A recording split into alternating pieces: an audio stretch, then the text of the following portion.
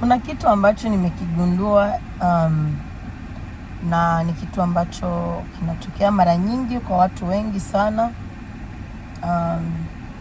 Kitu ambacho nimekigundua ni kwamba mara nyingi mtu anakuwa anajiwekea boundaries katika maisha yake kwa sababu anasikiliza sana yale ambayo watu wanaongea, yale ambayo watu wanasema juu yake. Lakini tunasahau kwamba kuna watu ambao wanaweza kuwa wamekuja katika maisha yako na wametumwa na shetani ili usiweze kuishi maisha yako halisi. Kwa sababu kila mtu ambaye amekuja duniani, mtu ambaye anaweza kuishi hapa duniani akaishi miaka zaidi ya miaka mitano, misita, anaeneza mpaka miaka 30 na kitu, 40, 50. Huyo mtu anaishi hiyo miaka yote, sio kwamba ni makusudi yake wala ni ulinzi anaojilinda yeye peke yake, lakini ni mpango wa Mungu. Kwa hiyo unapoishi miaka yote hiyo, usiwaze kwamba Mungu tu alikuacha tu uishi duniani, ukule, ushibe, ulale, uamke. Kuna kitu cha ziada ambacho Mungu amekiweka katika maisha yako. Lakini watu wengi wako very limited kwa sababu hawajui kile kitu ambacho Mungu amewaitia.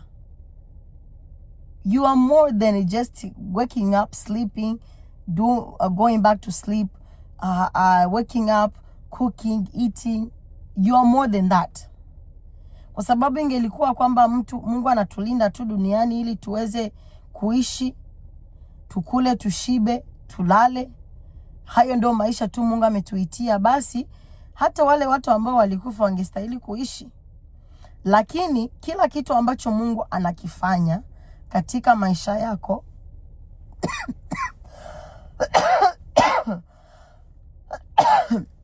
wala kitu chochote ambacho Mungu amekiruhusu katika maisha yako, hakukifanya kwa sababu yeye ni mjinga, na wala hakukifanya kwa sababu wewe unastahili. Lakini Mungu ana makusudi na maisha yako. Kila kitu ambacho mtu anaweza kukifanya na hakina faida kwa ajili ya utukufu wa Mungu wala kwa ajili ya ufalme wa Mungu, huyo mtu hana hata haja ya kuishi. Lakini kama unaona bado unaishi na bado uko katika dhambi, bado unatenda maovu, bado unatenda mabaya, jua kitu kimoja, bado unaishi kwa sababu kuna kitu ambacho Mungu amekiweka ndani yako. Kuna kitu ambacho Mungu anataka ufanye kwa ajili ya ufalme wake. Kwa hiyo kama bado unaishi, usizani kwamba wewe ni kwa sababu uko bora wala wewe unafanya mambo mazuri kuliko wengine. Hapana. Ni neema ya Mungu juu ya maisha yako. Vile vile Mungu anakusudi na maisha yako.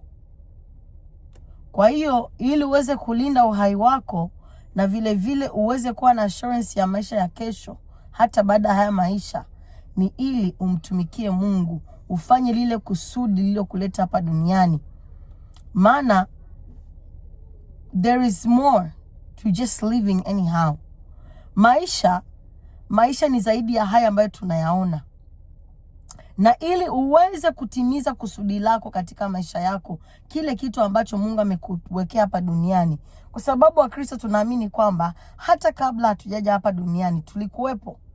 Kama vile Yeremia aliambiwa katika Yeremia nadhani sura ya 1, Mungu akamwambia kwamba nalikuchagua, nalikujua hata kabla hujaingia katika tumbo la mama yako. Nalikujua na nalikuchagua ili uwe nabii wangu.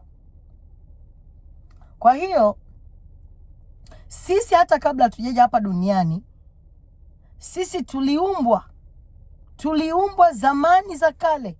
Maana sisi ni roho, lakini tuko katika mwili. Huyu mwili ni kama nyumba ambayo tunaishi ndani, lakini sisi tulikuwepo tangu mwanzo. na Mungu alituumba na kusudi na maisha yetu. Kwa hiyo kama unaishi maisha yako tu jinsi unataka, unaishi namna tu unapenda, na haupendi kufanya kusudi la Mungu juu ya maisha yako, basi maisha yako umeyawaste sana. Umeyawaste kabisa. Maana there's a spiritual thing that was made just for you. Hauko hapa kwa sababu ya nguvu zako, wala nguvu za wazazi wako, wala nguvu za hiyo wala kile cheo ambacho unacho, wala ile elimu ambayo unayo. Hapana. Lakini wewe uko beyond those things. Wewe uko beyond kile kitu ambacho unakitazama kwa macho ya mwili. Wewe you are beyond mashule, masomo, degrees ambazo unazo. Wewe ni beyond kuwa mke wa mtu. Wewe ni beyond kuwa mume wa mtu. Wewe ni beyond kuwa mama wa mtu. You are beyond that. Kuna kitu ambacho Mungu amekiweka ndani yako ni kikubwa kuliko hivyo vyote ambavyo tumevimention. Kwa hiyo lazima ujue kile kitu ambacho Mungu amekiweka ndani yako, na jinsi alikuumba, alikusudia nini. Kwa nini bado unaishi? Haujiulizi kwa nini wengi wanakufa? Kwa nini watu wanakufa kila siku lakini mimi bado niko hai? Lazima hilo swali ujiulize. Hauko hapa kwa sababu wewe ni bora, hauko hapa kwa sababu wewe unafanya mema kuliko wengine. Hapana. Lakini ni kusudi la Mwenyezi Mungu. Lazima ujue kile kitu ambacho Mungu amekuumbia ufanye hapa duniani. Usiishi kiolela. Lazima ujue kusudi lako duniani. Ujue kile kitu ambacho Mungu amekuitia wewe kama wewe, ili uweze kufanya makusudi ya Mungu. Ili ile siku ukishatoweka hapa duniani, uje kuongea kama Paulo. Useme kwamba nimepigana vita, nimeilinda imani. Lazima ufike viwango, ujue kwamba you are more than just being a wife. You are more than just being a husband. You are more than just being a daughter or a son. You are more than just having degrees, being educated. There is beyond that. Kwa hiyo nilikuja tu niwakumbushe ndugu zangu siku ya leo kwamba Mungu azidi kuwafunulia, azidi kuwafunua, kuweza kupanua imani yenu, kuweza kupanua uelewa wenu, ili muishi kulingana na mapenzi ya Mungu. Na ujue kila siku, kila itwapo leo, usitazame mtu, usimwogope mtu, usiogope macho ya mwanadamu. Fanya kile Mungu amekuitia ufanye. Maana utakapokuwa na hofu ya macho ya wanadamu, unamwogopa mwanadamu, hata siku moja utafanya lile kusudi ambalo umeitiwa. Na kuna watu wanasubiri uinuke ili na wenyewe waweze kuinuka. Kuna watu wanasubiri mahubiri yako ili waweze kubadilika. Kuna watu wanasubiri wewe uongee waweze kusikiliza. Lakini kama utakuwa mzaifu na mzembe, utakuwa unawaza kwamba uko tu hapo ili uishi, ili uwe mke, uwe mme, uwe baba, uwe mama, hautaweza. Kuna watu wanakutegemea wewe. Usikuwe mzembe, usikuwe Mkristo wa mzembe, usikuwe Mkristo mzembe.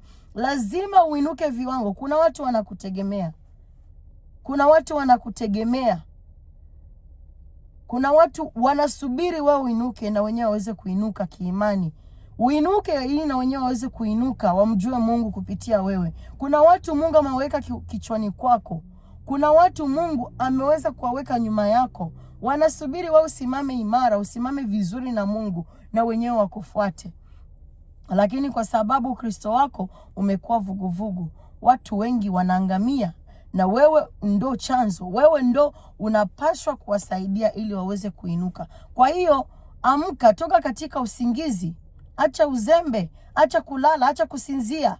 Kuna kitu ambacho Mungu amekuitia na lazima ukifanye. You are more than just you are more, you are beyond. You are beyond being a wife. You are beyond being a daughter. You are beyond having degrees. You are beyond that. Kwa hiyo Mungu apate kuwabariki, na neema ya Mungu iwe pamoja nanyi. Shalom.